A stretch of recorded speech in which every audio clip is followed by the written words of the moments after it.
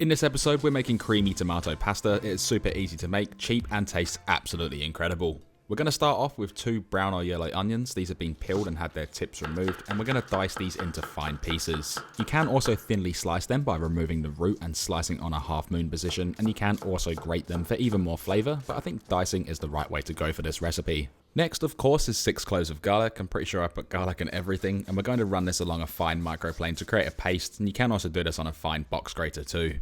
Last but not least for the prep, we're going to need 10 grams of basil leaves. We're going to save the stems too, and we can just roughly chop this into nice little pieces. And I know some people will say don't chop basil, but it really depends on how sharp your knife is so you don't bruise it.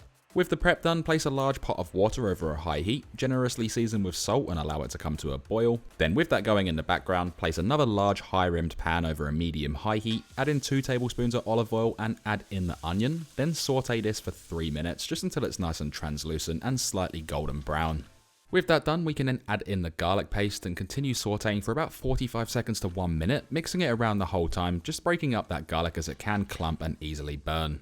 100 grams of concentrated tomato paste is the next ingredient to go in. Mix this around regularly and cook for 3 minutes, just to make sure everything is evenly combined, everything is coated, and those natural oils start to develop, which is the base flavour or the depth to this sauce. Also season to taste with sea salt flakes and cracked black pepper, 10 cracks worth. Then continue mixing and cook for that 3 minutes.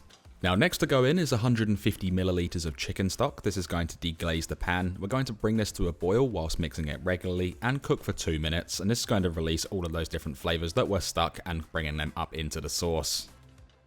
With the depth now developed in the sauce, we're going to add in 2 cans of diced or crushed tomatoes. This is obviously going to be the base, 3 grams of dried oregano for a nice minty freshness, 2 grams of dried basil for a herbaceous fresh flavor, and 4 basil stems which will infuse into the sauce, and it's a good way to cut down on waste. This can then all be given a really good mix through and bring it to a boil in the process, and then once it's at a boil, we're going to reduce the heat to low and cook this for about 12 minutes just whilst we cook the pasta in the background. As for that, we're going to add in 500 grams of penne or any pasta of your choice into that boiling salted water, give it a mix so it doesn't stick, and then cook for 2 minutes less than the packet instructions. Going back to the sauce, this has been cooking away for 12 minutes, it's nice and thick and has reduced really well. Remove the basil stems as they've now done their job, and then we're going to add the cooked pasta straight into the sauce, bringing along a little bit of that pasta water too, which will help the sauce stick to the pasta. Now all of this stuff I'm about to add in is optional, you really don't have to use it, but I'm going to add in 150 grams of baby spinach and then mix this around really well.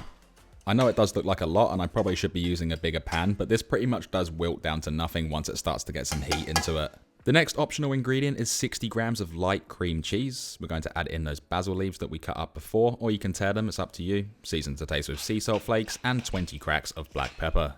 With all of that in, give this a really good mix for those flavors to become friends, and that cream cheese is going to add a really nice light texture and color, and the basil is going to freshen this up. Then we can remove this from the stovetop. Portioning is super simple, just divide everything by 5, and these containers are 750 milliliters in size. It is optional, but grate over some Parmigiano Reggiano cheese and the amount is completely up to you, and hit it up with some cracked black pepper, which then leaves us with these absolutely incredible and delicious creamy tomato pasta meal preps. Like always, here is all of the nutrition values. Of course it's divided by 5 and it's pretty low in calories, which is actually pretty good for this type of recipe. For storing, place on the lid and put them in the fridge for up to 4 days or in the freezer for up to 5 months, and I'm using the Lavelli vacuum seal press, which will extend it to an extra day and an extra month in the freezer. Reheating is super simple too, just place them in the microwave or a pan and you can eat these cold, but the only thing left to do is we can then dig in. I feel like the ending's pretty much the same in every video, but that is absolutely fantastic. It is super easy to make, tastes absolutely incredible. It is also cheap and will set you up for the week in pretty much no time at all. Really highly recommend you try this recipe, and thanks for watching.